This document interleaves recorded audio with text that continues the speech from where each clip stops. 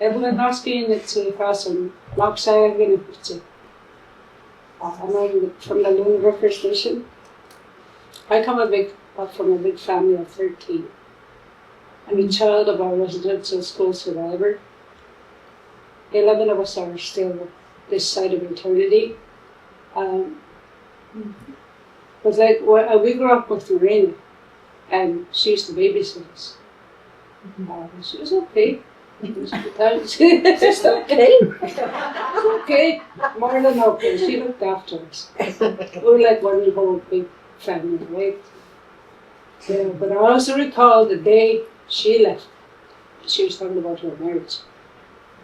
For a long, long time, I was really mad at her. Until recently, I told her that I was really mad that she left us. Well, I was in that. But anyway, my family has always been big in education. Even my dad, my 2 brothers, everybody. I have 2 educators in my family. But yeah, I was at the school as an elder as well, but I'm turfed on the advisory board. But sometimes I think maybe I spoke too much because if I knew something, if I knew facts, I'm not afraid to say it and stick up to the children who are our future leaders. And they need our knowledge. Like, a lot of times I wish that our kids would be raised the way we were, how we learned from the bush, how we learned to look after ourselves. Plus the whole family. But that I miss. Someday I hope that we can go back there. Even nowadays, there's so much suicide in our community. So here, any person crying on Facebook. This is where,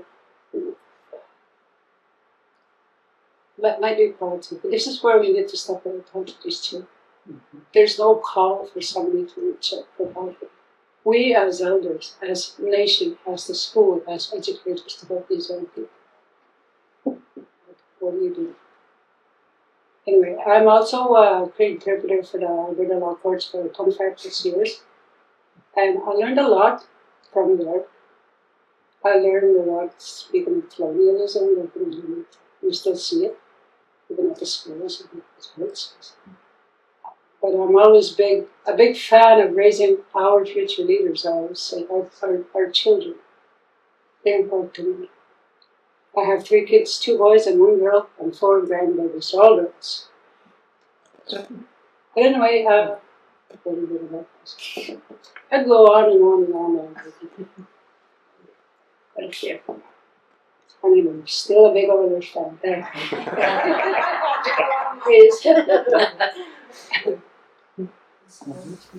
Like with me at home, my dad was by no means, he was not mean. But he just didn't show affection or told us.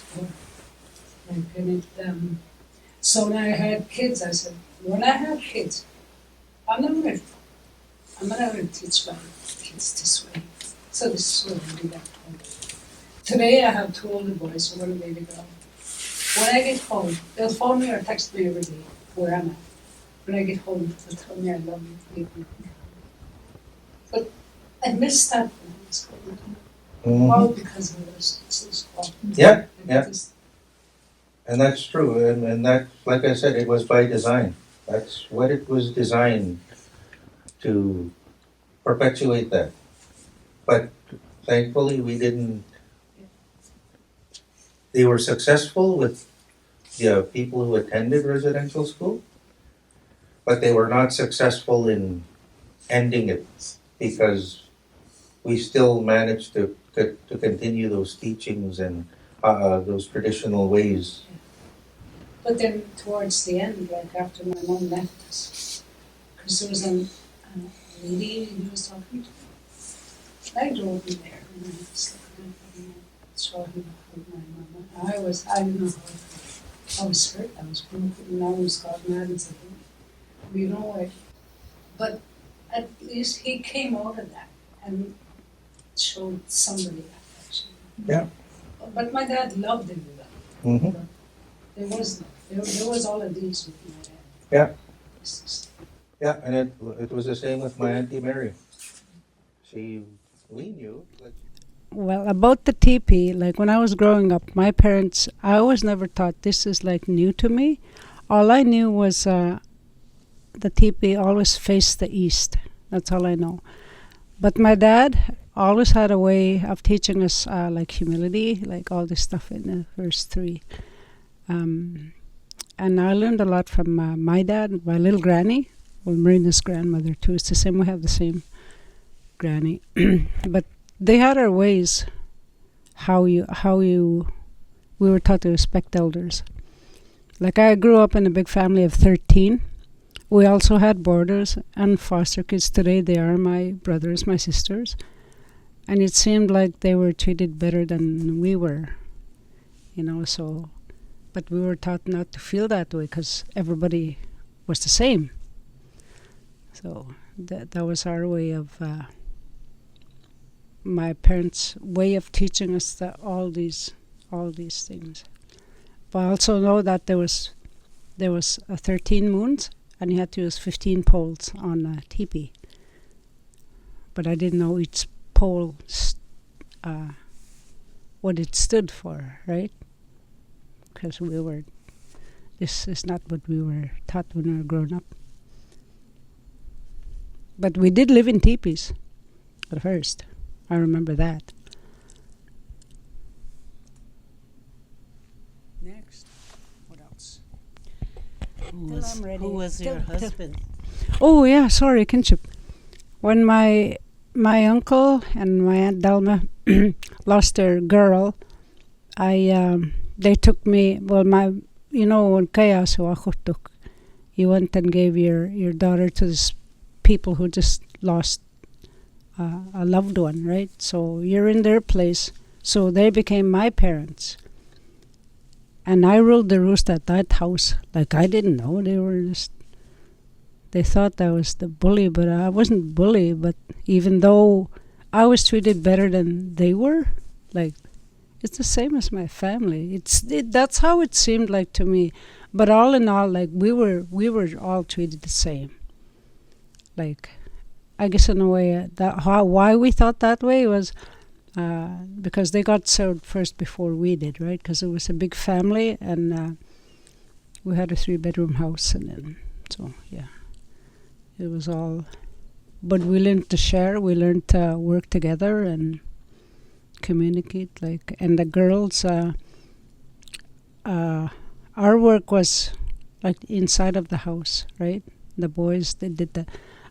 They hunted, like the men hunted and gathered wood and everything. But somewhere along the line, one of my brothers ended up the one who made bannock, because he made the best bannock.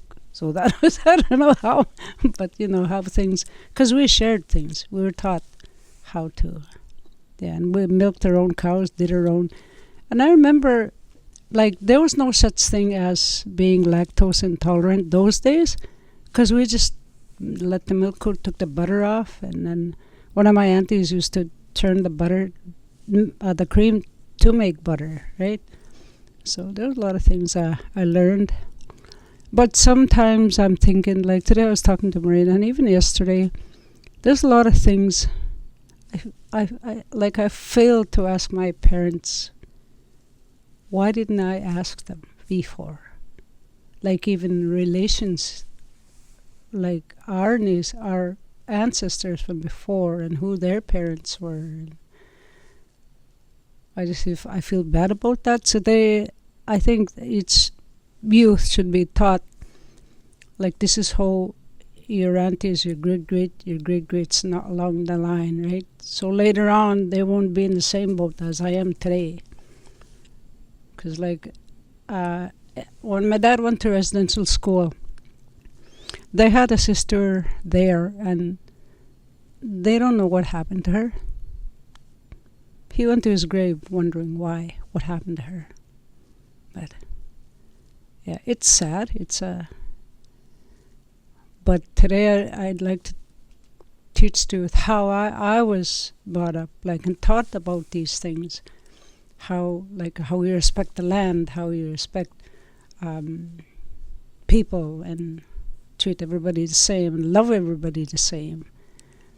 And then when we became status, because we didn't become status till 1992.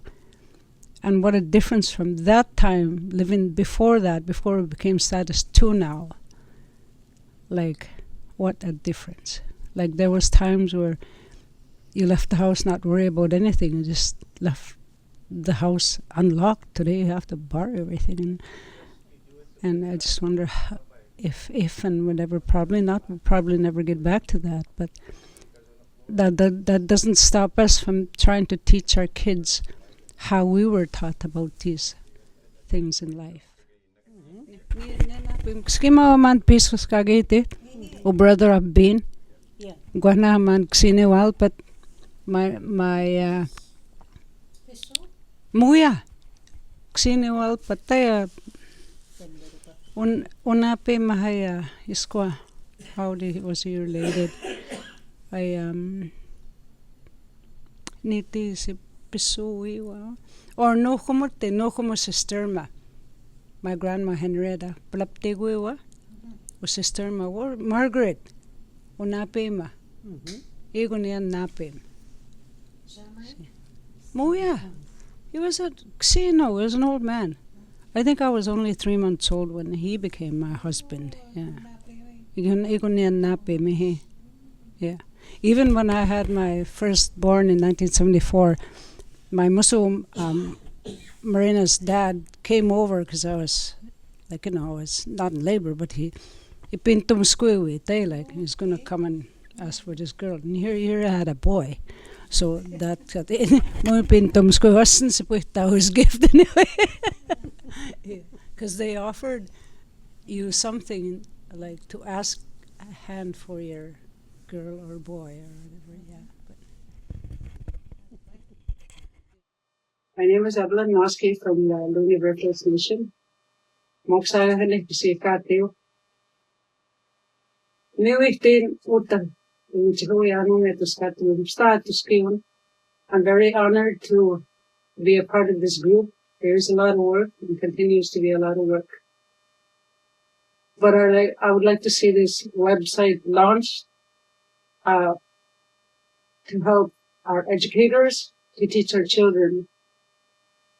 I like the videos along with the stories. And like I say it again, I'm very honored and I'm very happy about it. And going forward, I hope it helps everyone, especially our future leaders, our children. Thank you.